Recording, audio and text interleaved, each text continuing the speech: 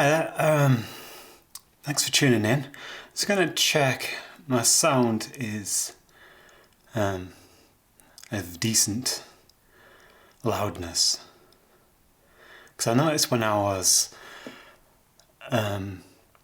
editing my last live stream, or rather my first live stream, the sound was a little low. It was kind of like a minus 18 dB, which is pretty quiet, so I'm hoping this is a little bit louder. I've changed the orientation of the mic so it's kind of pointing more at my mouth, 45 degree angle above. So hopefully it'll be alright. Hi Fubarius, thanks for tuning in again. How was everyone today? Everybody managing to survive a Monday morning? I'm just going to pop this light on.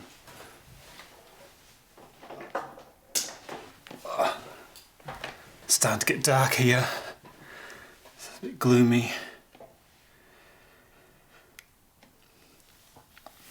So I've also done some experimenting with the stream settings, and it seems like the closer I get to 6,000 kbs, the more likely I am to drop frames. So I've dropped it down to 600 kbs, and I don't get any drop frames at the moment. Still doing 30 frames a second.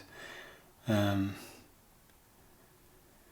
wish it could get a little bit better, although I think it's not too bad quality. I'd love a dedicated GPU encoder. Anyway, it's taken me a little bit longer to get to streaming today because I had to remember where we were. I've been doing some programming in Elixir today, so I had to remember what on earth I was doing with what last week. When was it? Friday?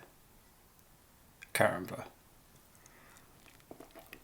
Anyway, I've kind of got back to how we were last time I streamed anyway. So if you remember last time, we were building this chat client and hit some issues with the way Fable encodes functions, and we changed a couple of things. So like this on message thing, it's taking string, an object string, and a bool. The first string is the host. The second one is some sort of chat state thing, which I don't really care about. Next one is, what was this one? The message? Yeah, that's a message, and this is if the message was from yourself, so we can avoid recursive calls back into the message loop. So I think this is kind of good enough to get us going on to the next stage. I'd prefer not to have this object thing here, but I don't really care what the parameter is.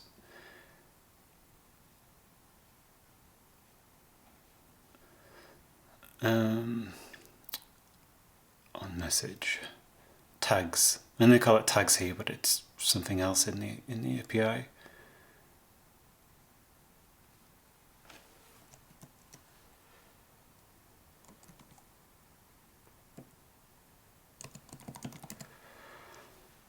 So on message, handle message pass, message string.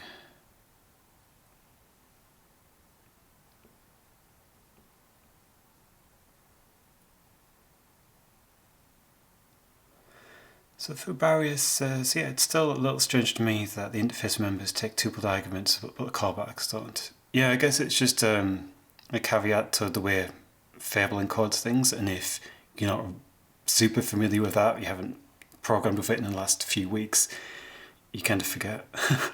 So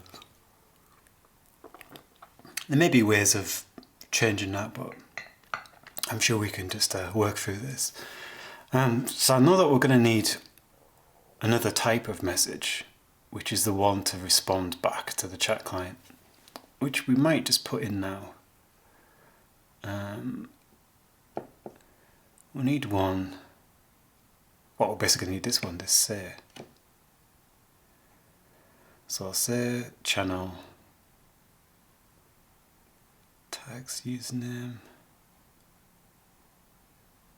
No, this is just an interpolated string. Hi Gareth.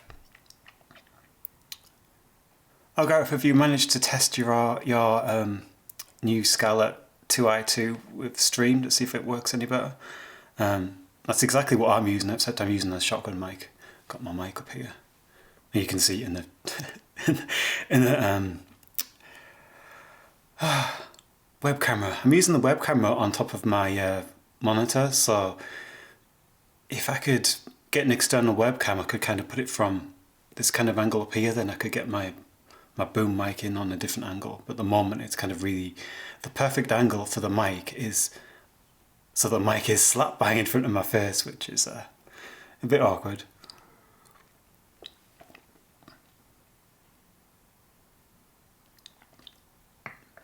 I'm thinking of getting eventually getting a mic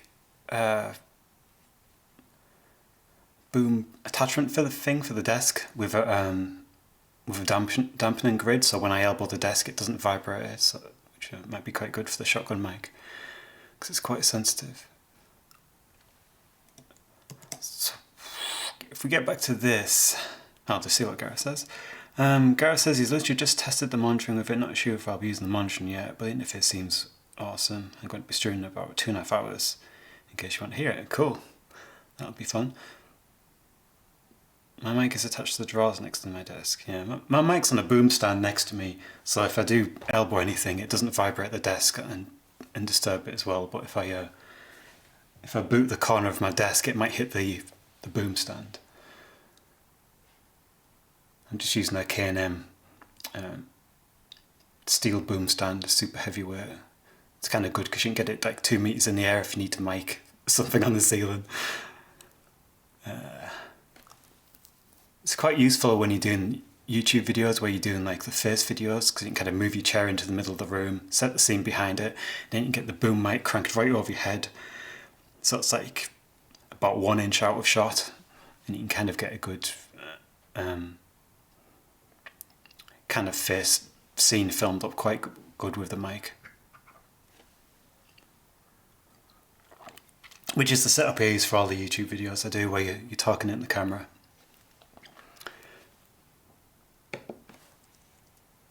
So if we go back to this, another abstract function. I'm going to call this say. And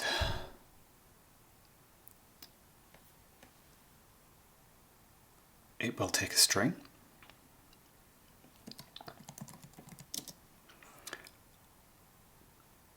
Which is the channel and the message.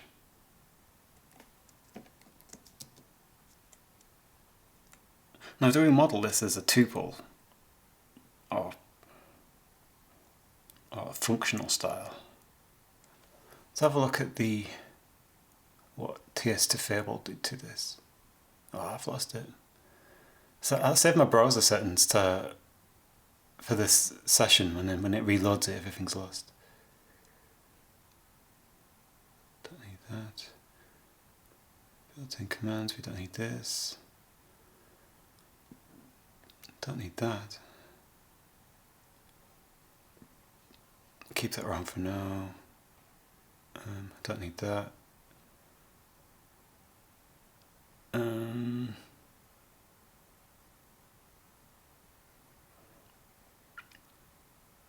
Hi Chris.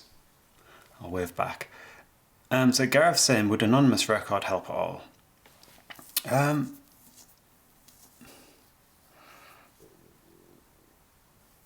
don't know, in this instance it's super simple. I mean, say is only going to take the host, or the channel rather, and a message, so I'm just finding it confusing to define things in Fable when I'm used to defining things in F#, because although for something simple we could just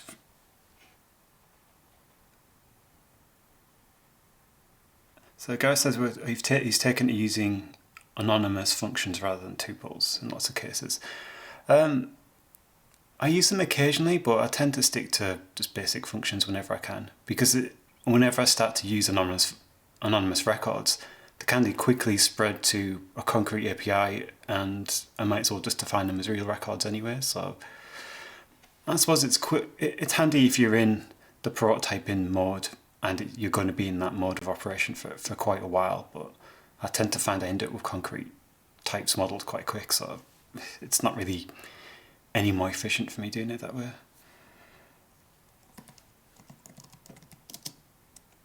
So the string will be the channel. So, no, fuck this, we'll just do it that way.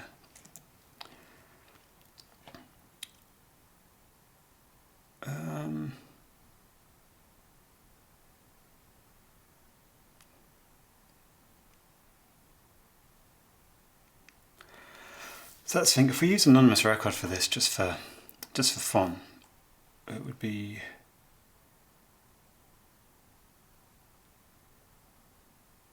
so if Fubari says, since your building interfaces for APIs already exist, you can't really choose the types you're using here. You can to a certain extent. It really, if I put an emit function on the top, then certain things can be tweaked, but I don't think that anonymous records would be overkill for this anyway. Gareth says, what do you think of the ligature fonts like I can't even say that, Cassadia code and Fire code. I think I'm using a font that has ligatures, but there just isn't any.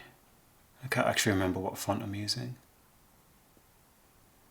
To be honest, I kind of just change fonts randomly. Let's see what I'm using today. Input regular. Input's one of my favourite fonts to use, actually. I use Fire code. I've used the JetBrains one as well, but I don't really mind. I'll use any font, to be honest. Ligatures I find annoying at times. I'd rather have a one-to-one mapping of glyphs that are on the screen to what I've typed in.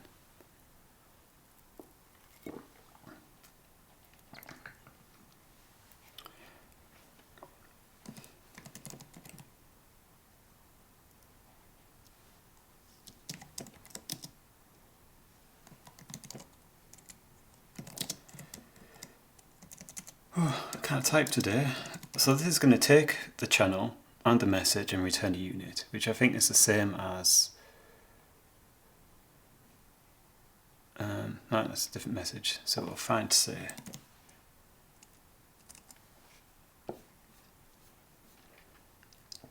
So say is in actually the commands in a JavaScript interface.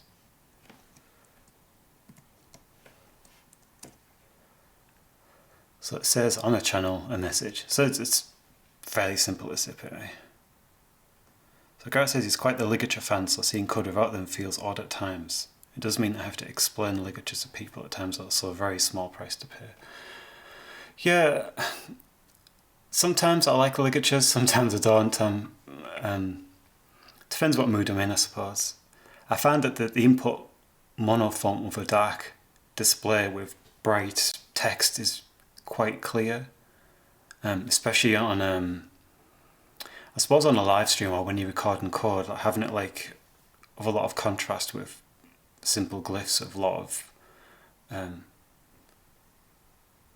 alias and around the text, it just makes it easier to see, I guess. I've heard a lot of people say that a light code theme is preferable to a dark one in a stream as well, but I don't know whether people prefer that or not.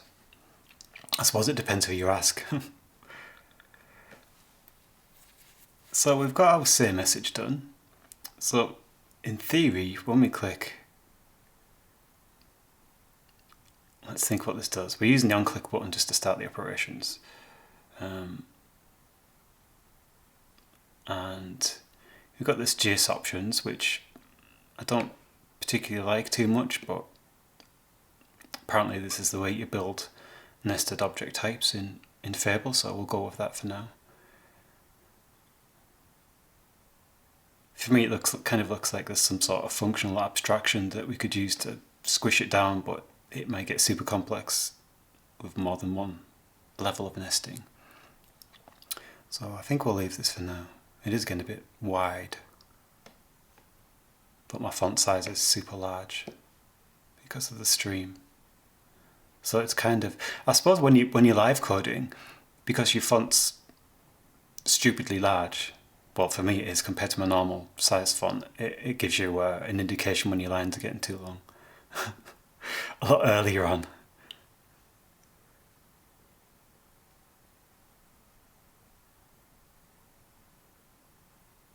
So Fubari says there's a nice little app for macOS that can switch on schedules. I couldn't without any switch on schedules. What kind of schedules?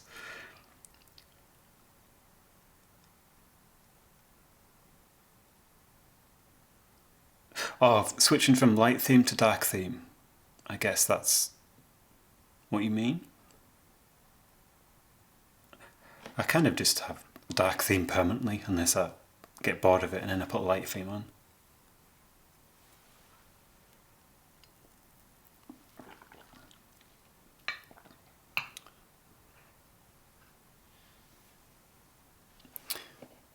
Yeah, I mean, if I was writing code normally, I'd probably have the font this big, because I kind of like to see a page of code and how things relate together. But then if I'm streaming, then you kind of need it at least this big, otherwise everyone needs a magnifying glass to see what's going on. And I often code on my MacBook with a quite high density pixel display, so it probably kind of looks like that. But because there's hardly any space on the 15-inch screen, you kind of need it like that to get any kind of detail, or especially have like another window open on the right, you kind of need a lot more space. I think it's this one. So what we can do now is, because at this point here we've connected, well, we connect here, unconnected, we then print that back.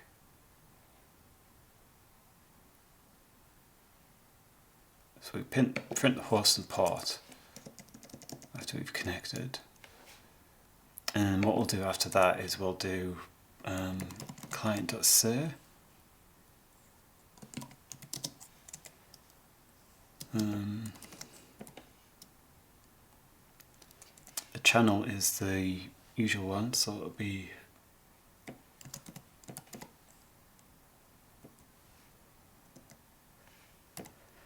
channels first one. What's wrong with that? Expected to have unit, but string unit. Okay, so, and then we'll say hello.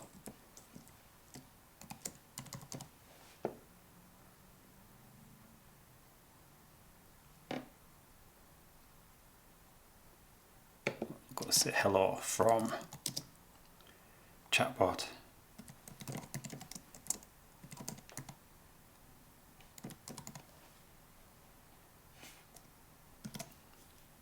What we'll do now is spark this up.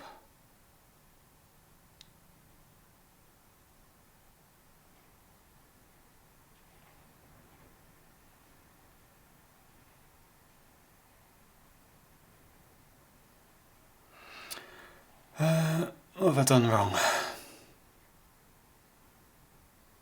Launch.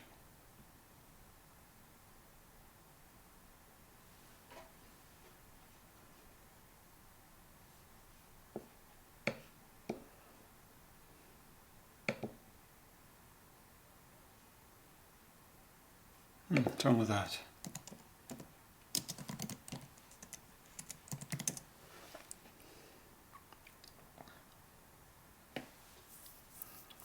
I don't think we had this running last time. Maybe we did.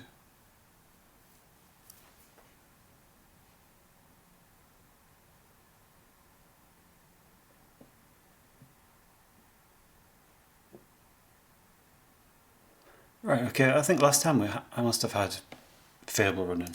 That's why it's confusing.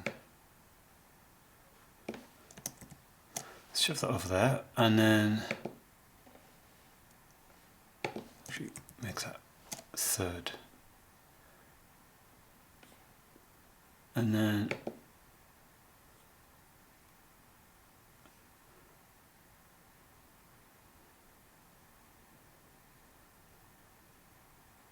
there we go, we get our chatbot message.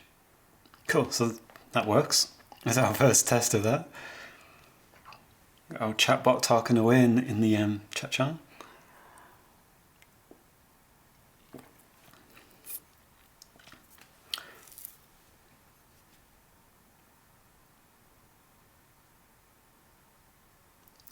So any interactions with a chatbot won't really do anything apart from print debug info at the moment.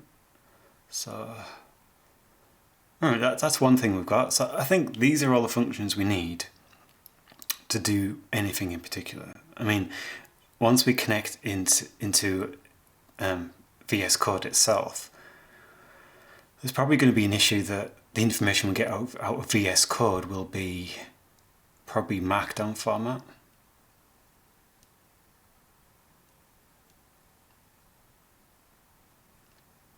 So Gareth says, writing your own JS interface looks long but simple and powerful. I quite like it.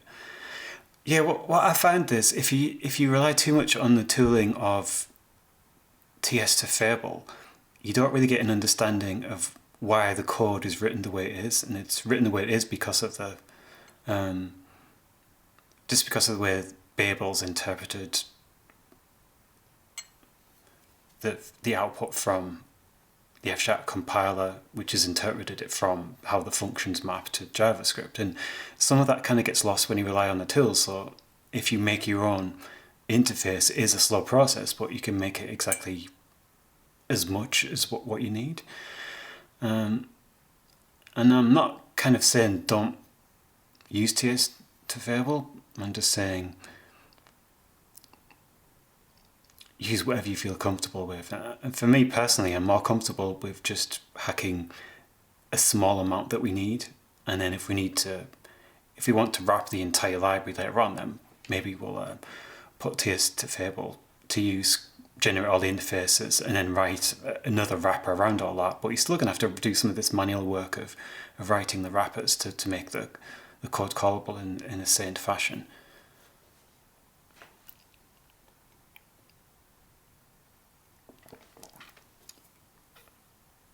Yeah, Gareth, it is nice to only import what you need and not have extra cruft and magic.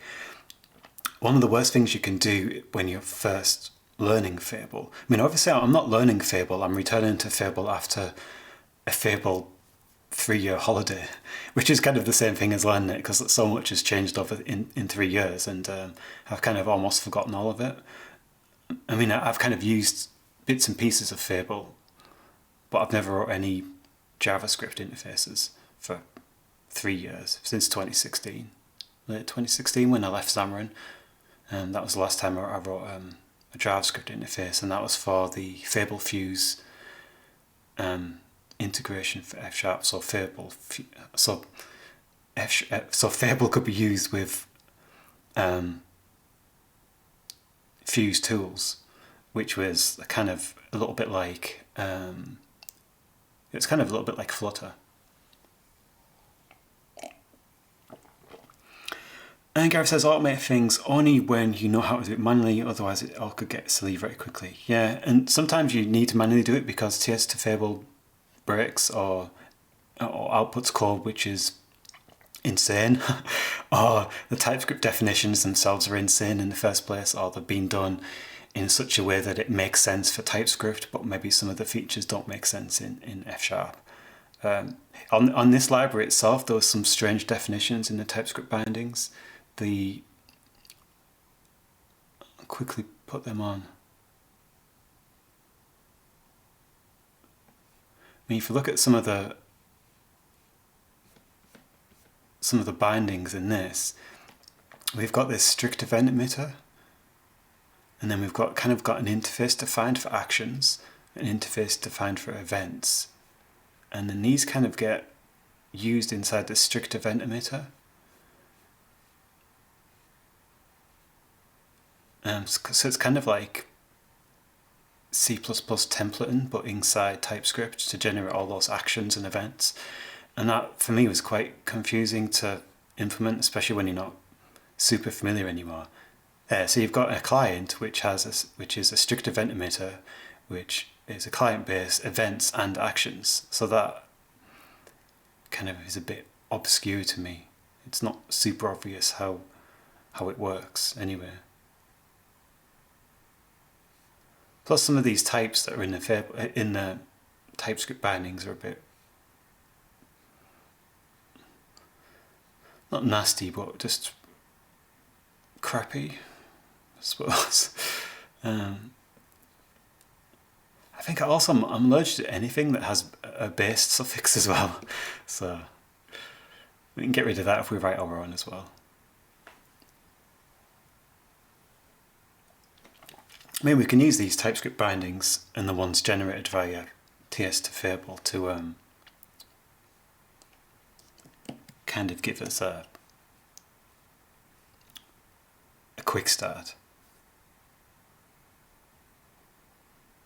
Yeah, you can add interfaces. It's these. I mean, this wasn't super obvious. I had to ask a couple of people what that part was actually doing.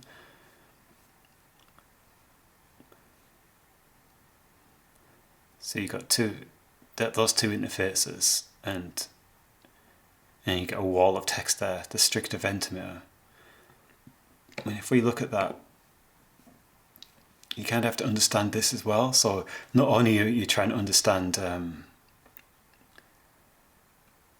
some of the API for TMI.js, but then you have to understand this other stuff inside TypeScript. So it's kind of like your scope is suddenly creeped from writing a simple wrapper around TMI.js to kind of wrapping some TypeScript junk as well. So you kind of got listener type on P extends key of event record on event. So this is kind of like templating all of those action and event inputs. So we've got on event and on action. For me, it's like super ugly. I'd much rather be writing these little parts just to do what we need it to do, because we're not going to need the whole realm of functions from TMI. And even if we did, I'd be quite happy having some of these on messages as we need them anyway.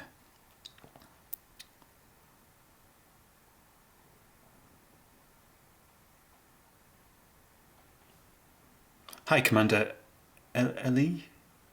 If I can't say that properly, but hi anyway. Welcome on board. So what we're going to do now, I think, is we've probably done enough of the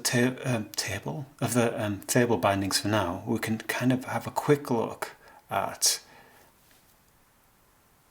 what we need to do to create a really simple vscode add-in.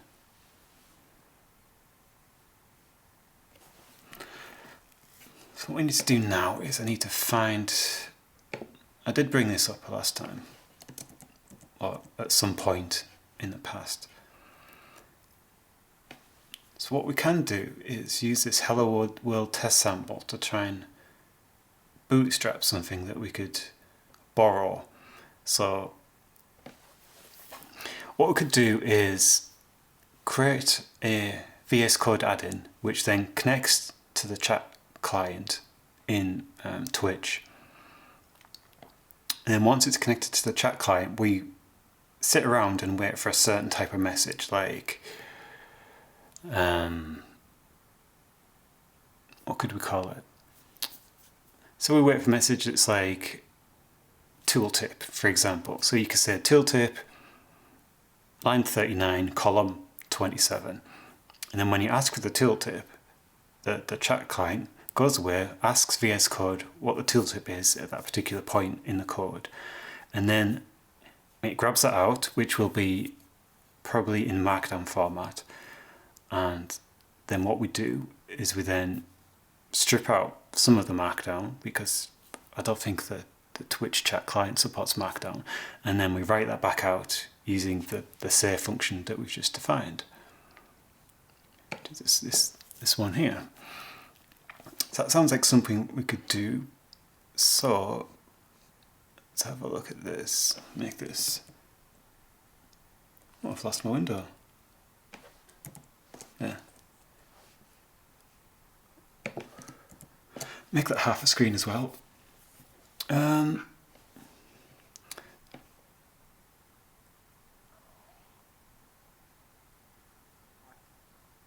So hello world test sample.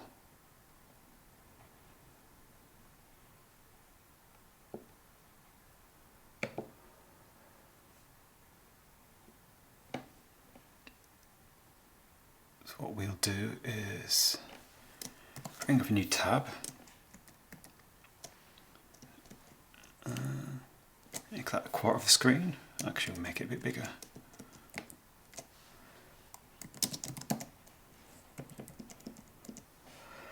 And we're in Project C.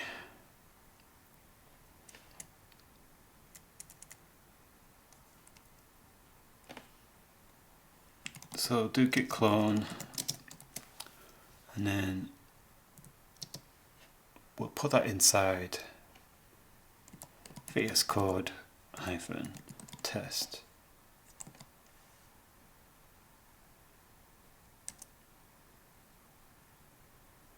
So we'll clone that into there, and we'll borrow that sample, and we'll quickly hack something together which we'll call into vscode to grab the tooltip. What we'll probably do is write it in TypeScript, because it's only about 4 or 5 lines of code, and then we'll try and port that whole piece, which isn't much, into Fable as well, because I want to test it out to make sure it works, and then we also need to make sure that we have a Fable binding for the current VS Code that we can use that's up to date. So VS Code test, and that was a hello world sample. Okay, so now we'll open us up in VS Code.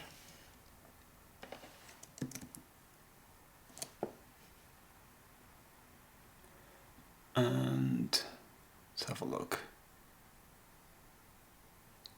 It's that source folder, got our extension. Right.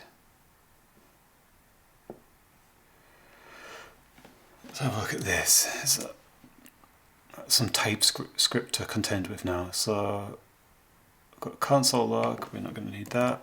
So we've got extension hello world, display message box to the user. So we're not going to need any of this junk. We're just going to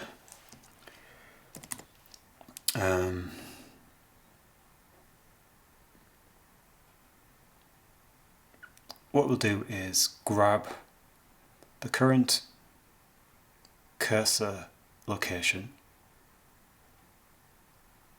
and then we'll try and call into the VS Code API to grab the tooltip from that location.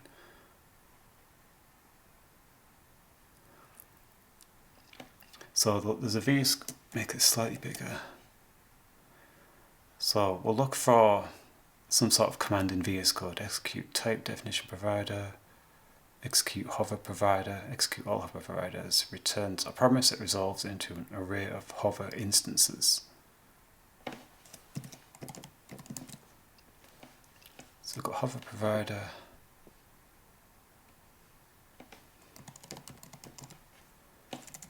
So I think this is what we want to call. We want to call that command.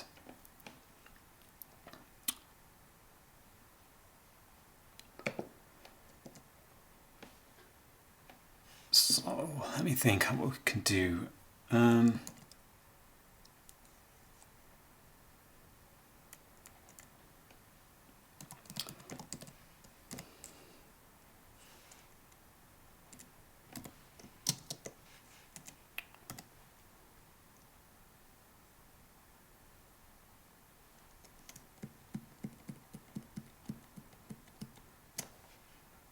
What I'm going to do is test to make sure this works first of all.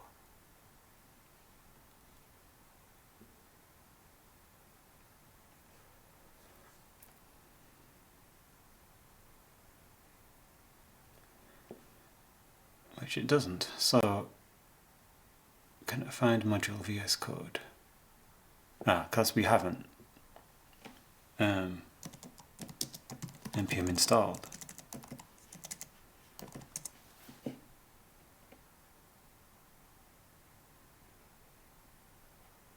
Yeah, you're right, Chris, I forgot to do the npm install.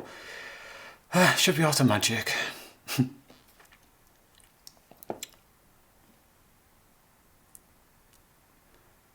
I mean, you'll be familiar with a lot of this, Chris, because we talked about this last week.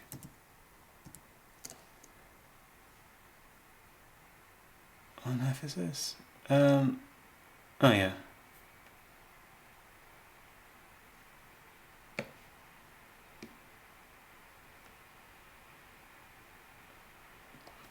So if we run hello world, we get our hello world message box at the bottom here.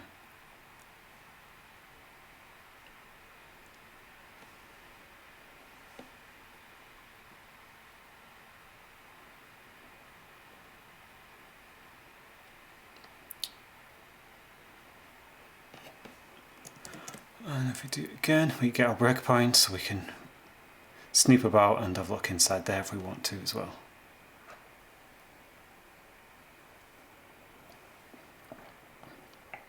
It's really started raining quite strongly outside, so if you hear the rain tapping on the window, that's what it is. It's been awfully rainy lately.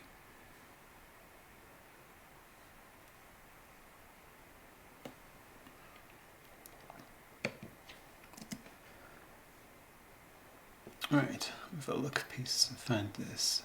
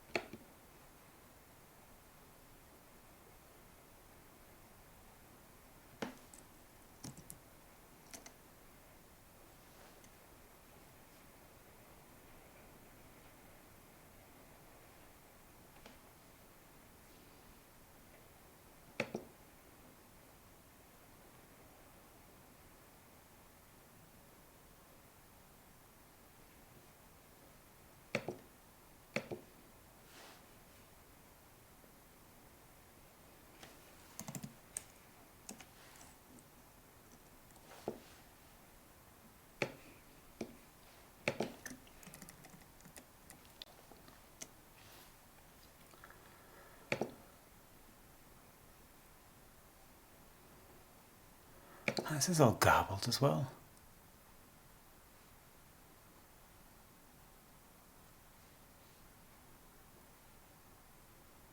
It doesn't look like it supports the Safari browser very well, the documentation website. Obviously they don't test it for anything that's not Microsoft products.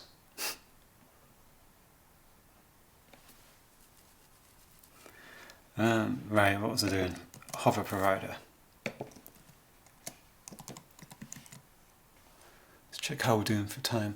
I could only do a shortish stream today because I've been really busy today, so I think I can do about another 20 minutes or so, but hopefully we can make some progress on this, and next time we'll start plugging it in terms of writing F# code that does the whole lot rather than this part of hacking into TypeScript.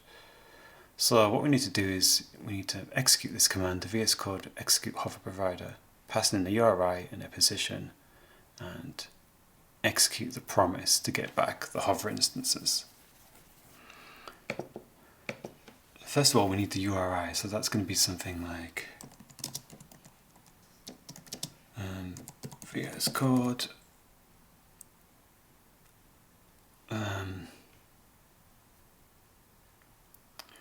be a window, active text editor.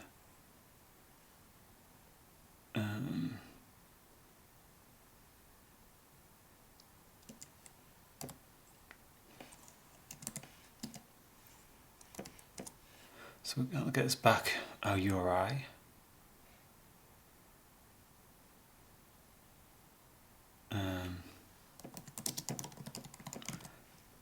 Position, we can use the same kind of code.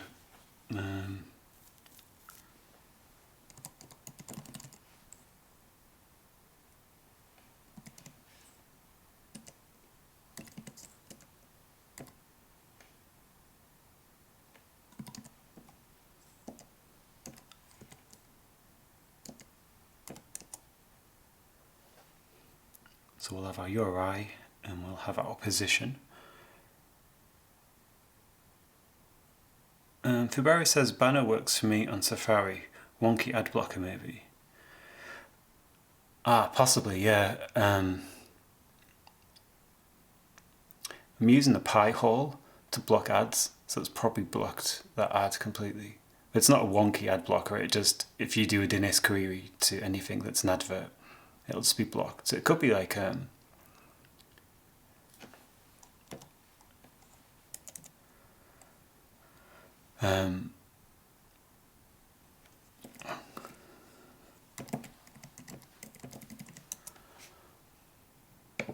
something that the pie hole's blocking.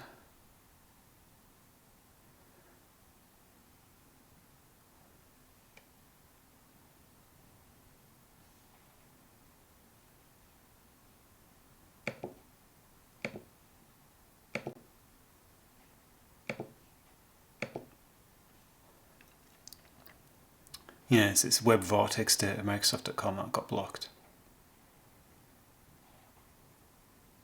So whatever was in web vortex data is being filtered out. If I kind of whitelist this for a second, it should bring it back.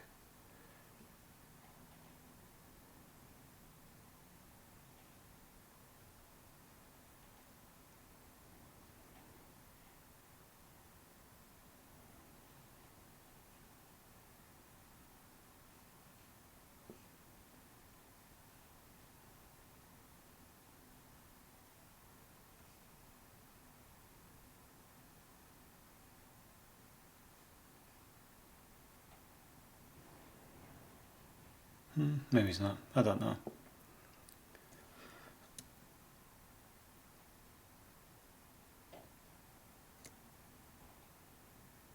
Anyway, it's probably something that the pie hole's blocking anyway, but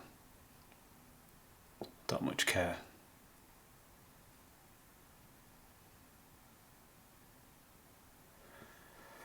Right, so we've got, I'll make this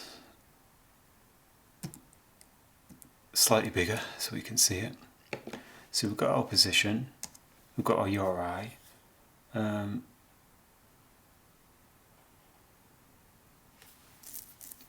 so we'll need to do vscode commands, execute command, and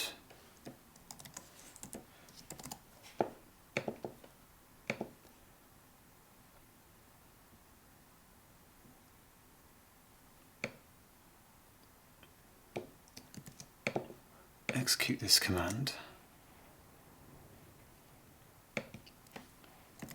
and then we'll pass in the URI and the position.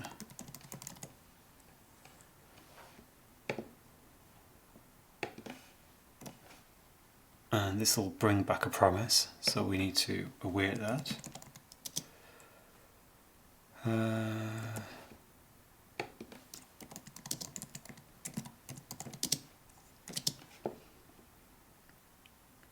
This has to be async.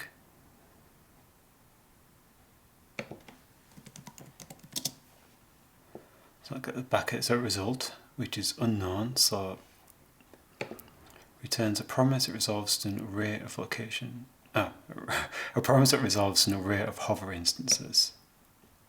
So that will be as vscode hover array.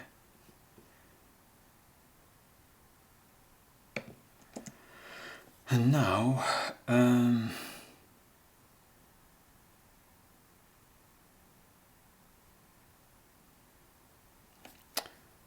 we'll just put this on the console just so we can prove we've got this result back.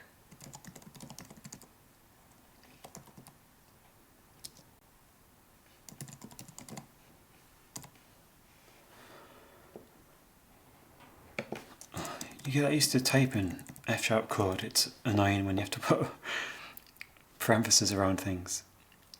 So I think that should work.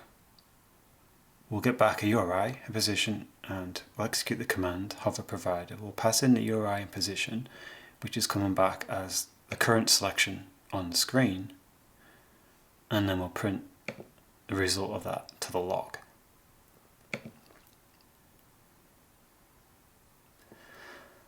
So the stuff shown on the screen is just sample code. It was used to test something ages ago in Ironide. I think it's stuff in Hacktoberfest.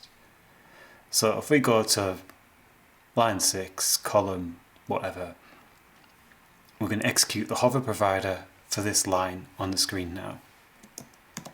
So if I do hello world, it doesn't work. Hello world was not found.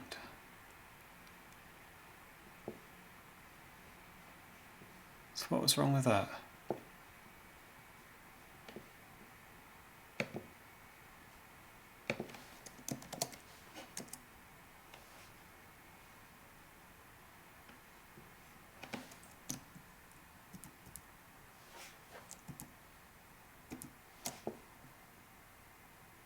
Failed unexpectedly. Round braces around the awaited part, says Fubarius.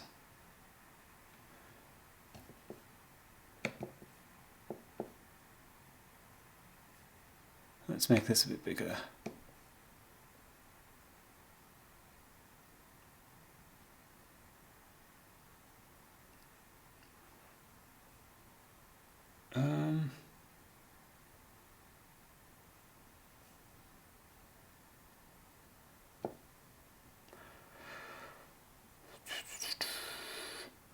So how do we build this manually in the terminal?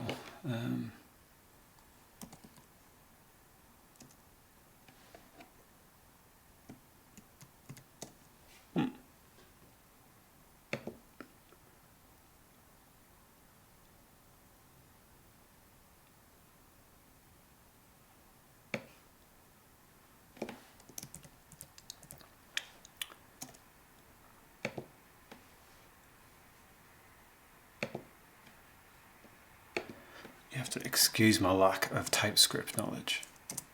Don't really use TypeScript much. Activating that failed. Unexpected token. Unexpected token where? I don't think we need... Do we need curly braces around that? I don't think we do. It would help if it told us where the unexpected token was.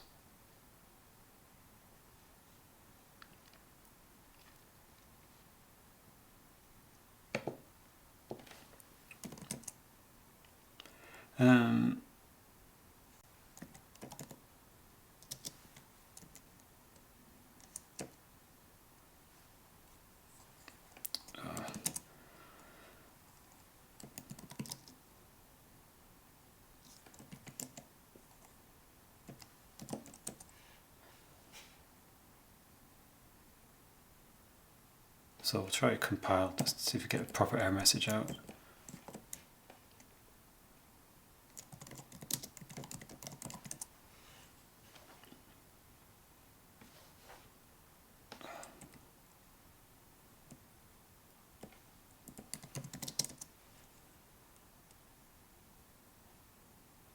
Alright, okay, so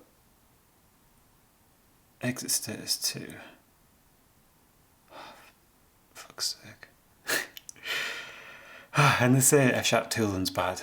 He uses stuff and he appreciated so much how advanced it actually is.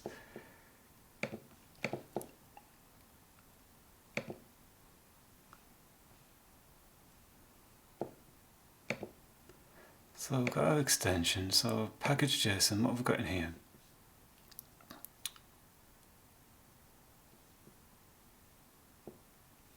How can we just get a proper output from the compiler? That's... oh heck, okay, here it is. Expression. No, it's... expression expected, blah blah blah. Unexpected colon. Ah, so it's the wrong version of TypeScript. That's what's wrong with this. It's because this question mark dot operator is the wrong version. Yeah, Chris, it's the wrong version of TypeScript again. We hit this the other day. So 134, so one...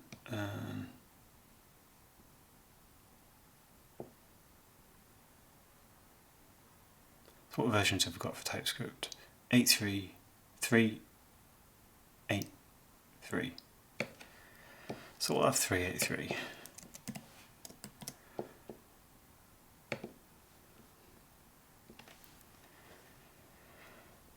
So pm install.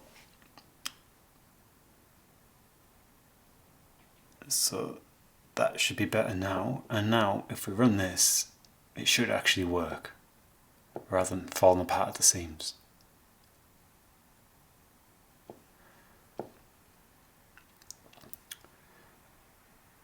I don't think we need breakpoints because I'm confident it'll just work now. Famous last words. So hello world, I think that's type checked. No?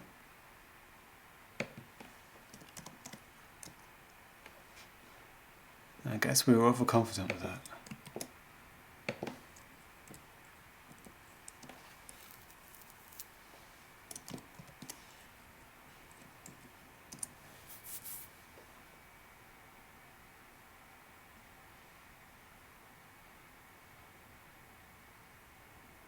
Well, that compiles fine.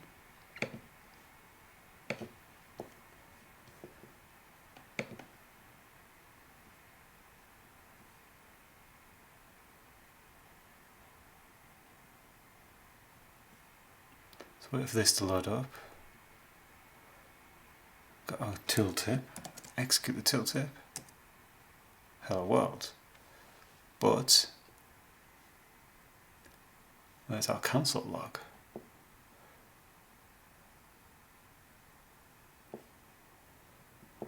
So okay, here we go. We've got an array of stuff. We've got an object in there. An object with a contents of an array with 4 things in, and another 4 objects, and F# array thing. So if we look at this, this is our val array thing colon a array. So right, this kind of proves we can grab the output from init indirectly but via executing a vscode command. And I'm just going to go and grab a drink of water quickly and we'll continue. Okay, so I'm back. I've just grabbed a drink of water, so you kind of forget how talking to yourself on a stream makes your throat quite dry. So we kind of made good progress. The problem is we need to start getting this into a proper language like F# rather than TypeScript. Just check the chat. Chris says the cool thing is not coupled to init but uses generic code API, so it will work for other languages too. Yeah, so for instance, when this chatbot is complete, in theory, well, we can actually try this. If we go in here and open up something else, and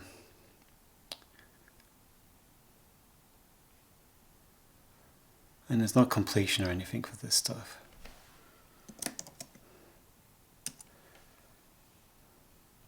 So we'll get nothing back from the debug console, but if we opened up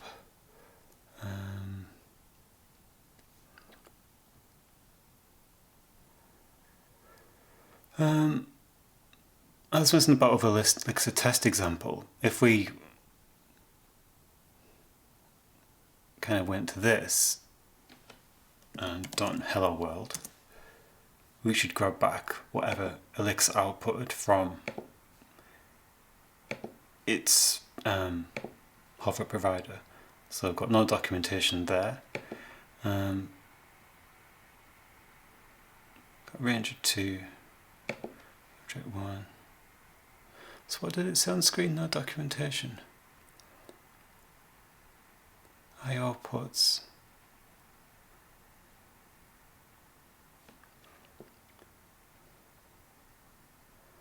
So we've got back an array with an object inside.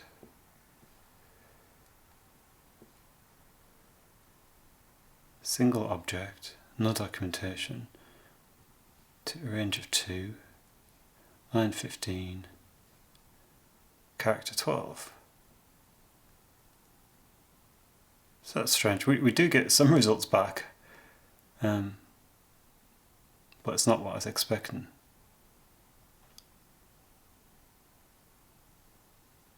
I had cursor. Chris says I had the cursor at string, not the function call. That's a good point. It's amazing when you do live streaming, you get somebody to, I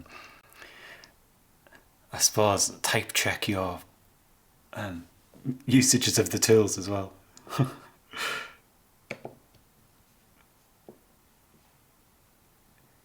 It's so easy to make mistakes on streams. Oh, okay, yeah, cool. So we're getting everything back from that. Elixir test, hello world example.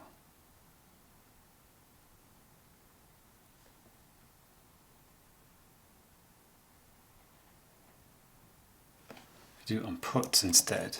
Actually, I meant to do that. I don't know why I highlighted either one.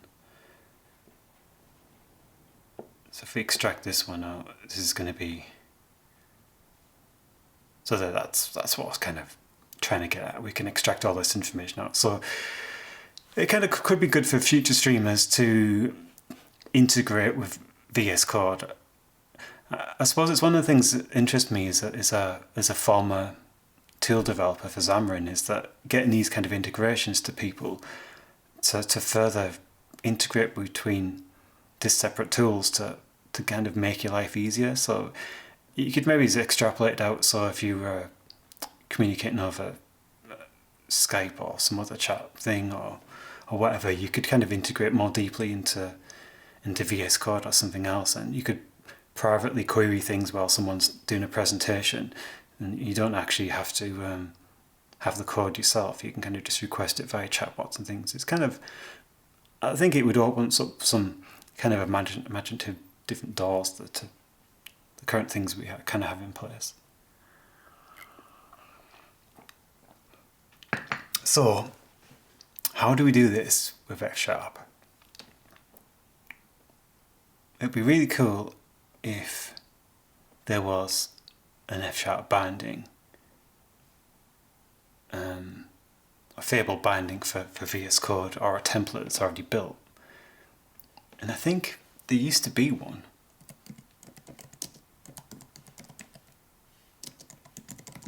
Fable VS Code template. And is anyone on stream familiar that writing a VS Code extension with Fable 2.1?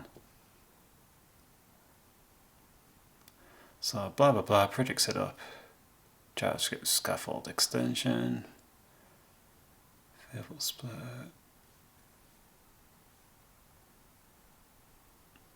It's kind of a bit really verbose. It should just be really simple, but yeah, this is probably what we kind of need.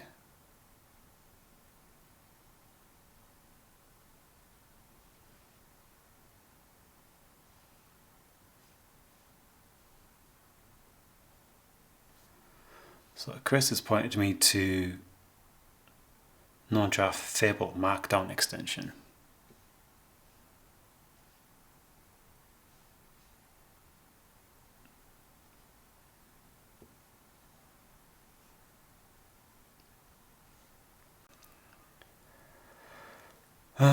Which I think this is what this is, yeah. So Chris, do you know if this is still up to date? Is this still the standard template you would kind of use to start building this extension?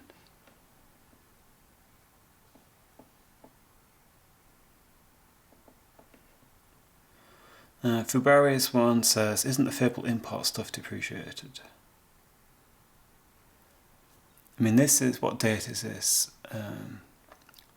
2018, so it's 2 years out of date, so it's possible none of this works that well anymore. It might not be the de facto standard of how you do this these days. So we'll have to bear that in mind. I mean, it's using the Fable splitter. Do we need to use a Fable splitter for something like this? Splitter config.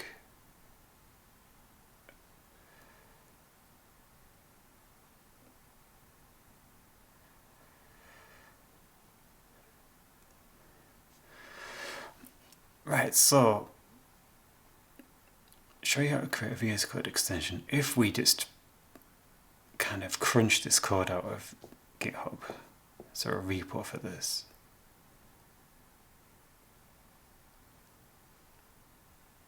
$15 ago, so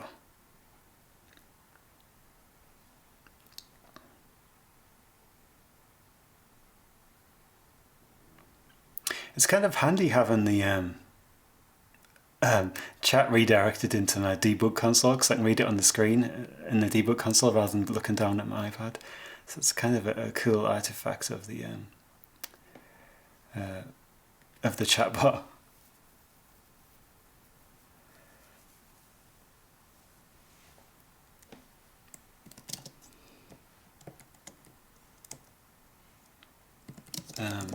Go on GitHub.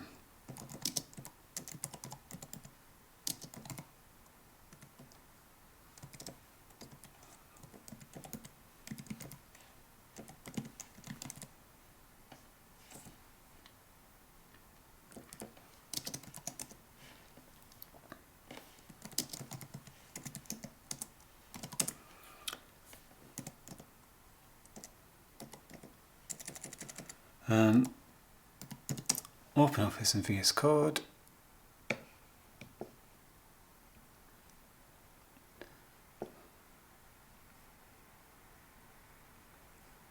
So what do we have in here? So Fable splitter, Babel car, Mocha, Node, ESLint, Fable splitter, Fable compiler.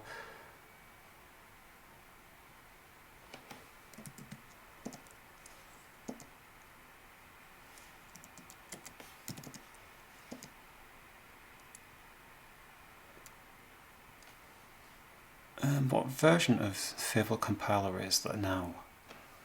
2.4. So it's about 3 versions old. So we'll just keep it as it is for now, just for fun. And if we look at the source code, well, there's all sorts of stuff in here.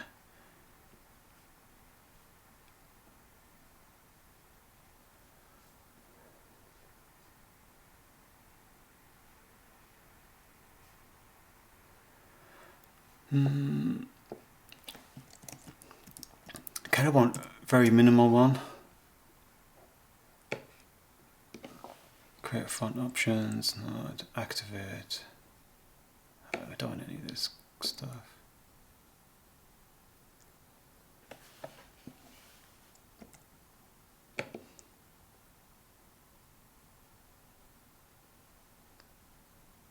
Just get rid of all these, I don't want them.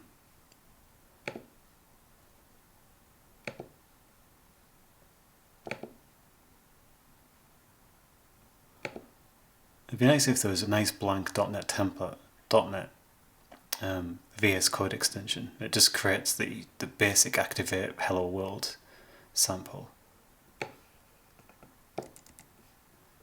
Update decorations, we don't need any of this. Trigger output. Trigger update, don't need that.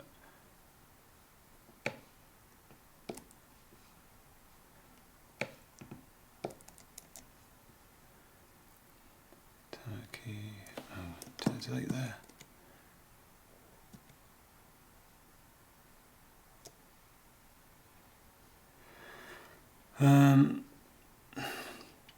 Workspace, create object. Under change, user is typing. Window. Oh, I can't tell what's part of the which parts we need and which part we don't because it's activate context.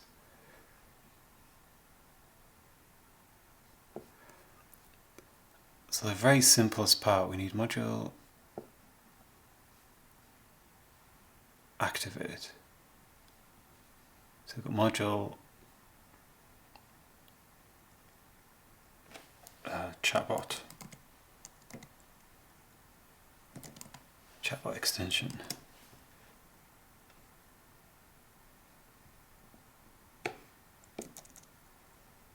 So I don't need that. Yeah, I just think we need to activate. It's just this bit at the end, that create object at the end, the render plugin. Just trying to think where that's used, but we'll literally just do activate. And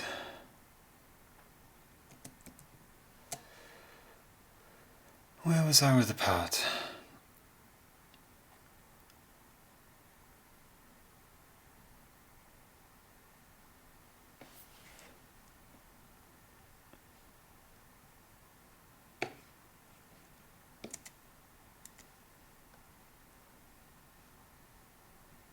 So we don't need that. Don't need that. Don't need that.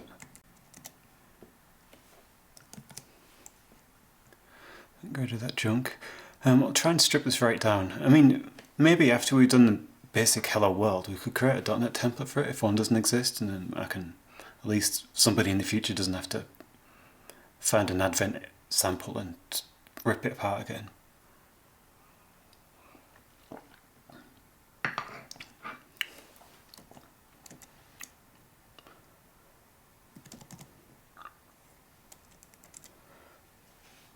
So what is it, browser?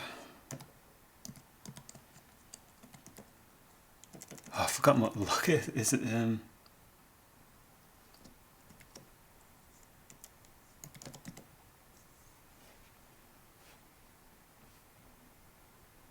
what were we using for login before? Debugger, client connect, console info. What namespace is that?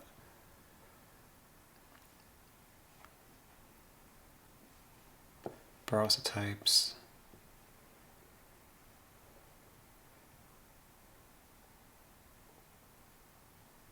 Console is inside Fable core.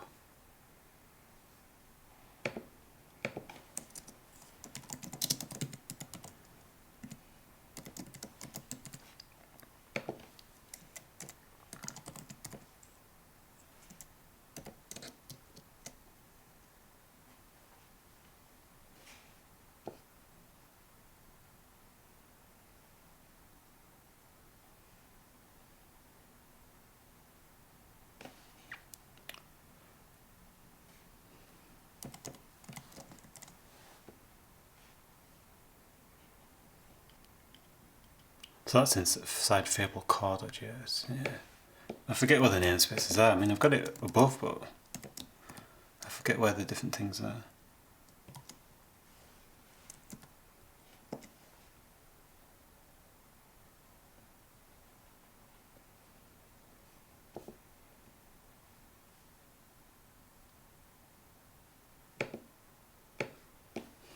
So is Fable core.js a different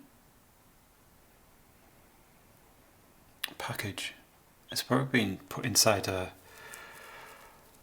a different packet package. Don't need these.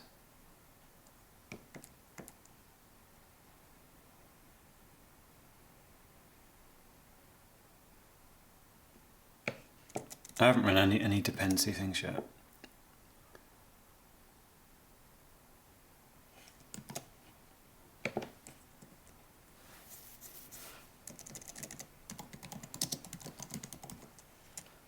What is it?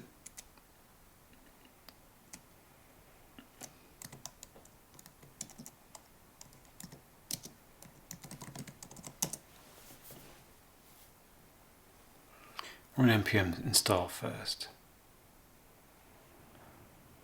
I'm kind of running out of time to finish this off because I'm going out at 7 o'clock, so I need some time to get ready. So another 5 minutes and I'm afraid I'm going to have to drop offline. But we've made some good progress today. We've shown that it's possible to get the vscode information out that we need.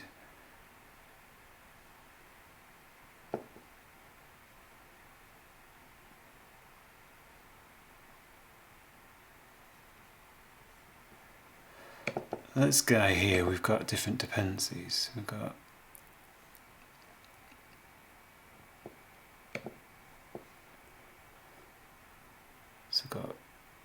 a Fable splitter, dependencies, what is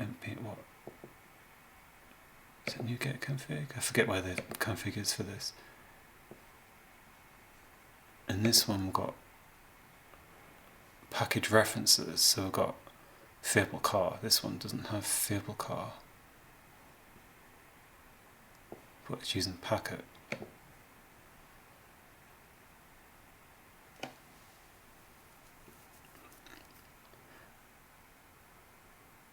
So is packet restore going to restore Fable car as well? Because it's not actually a dependency like it is here. I mean, this one's only using NuGet. It's not using packet.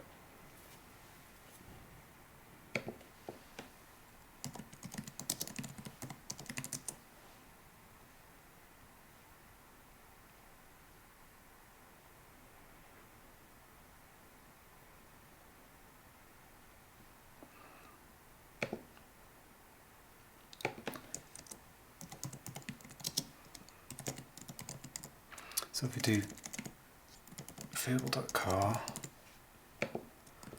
and then we'll restart that.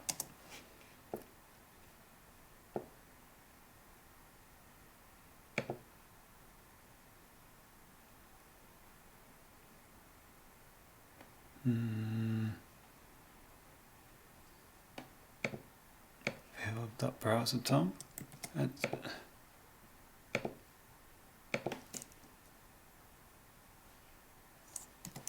I mean, I think this predates Fable 2.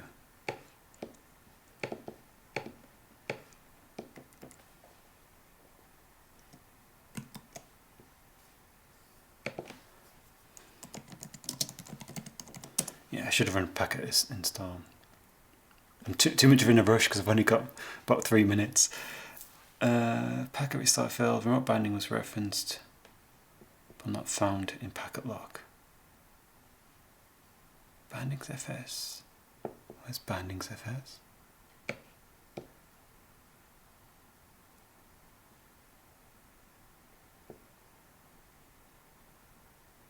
That stuff. So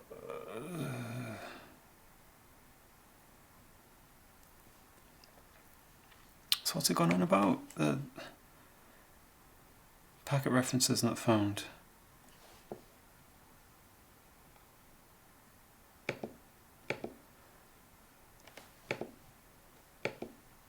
Just kill them.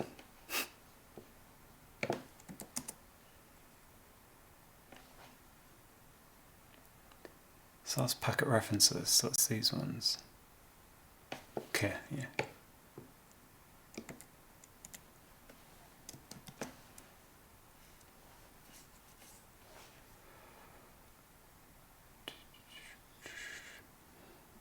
So I'm using Fable in there, so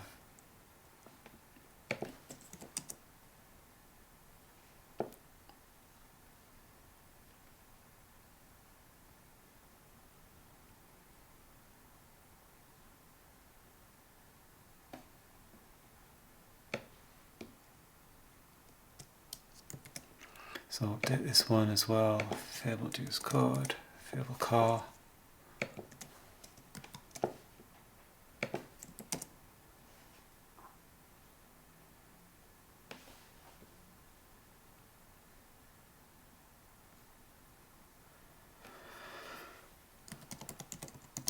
.NET restart.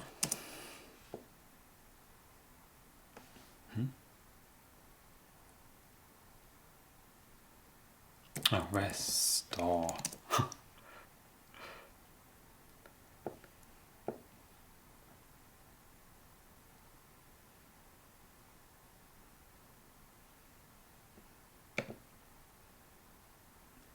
So Fable car, Fable browser done.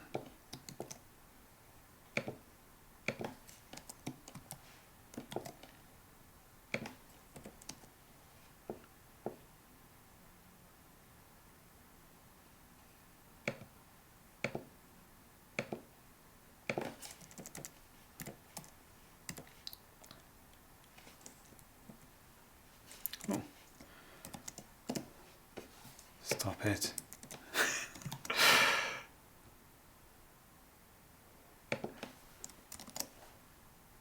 Right. Module. I didn't like that. So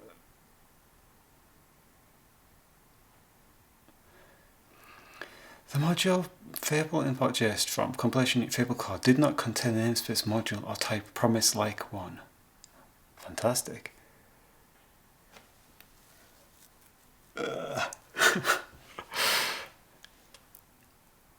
Extension context is not defined.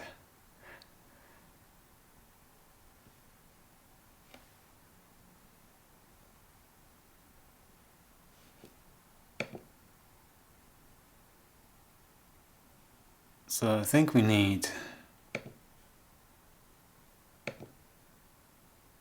this one inside the packet references.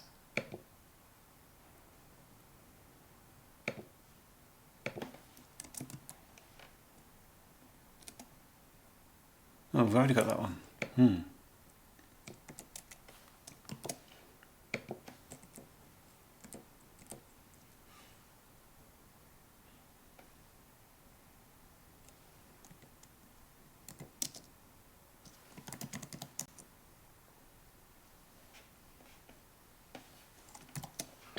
Okay, so this one again. Promise like, I think it's all the different versions are mangled.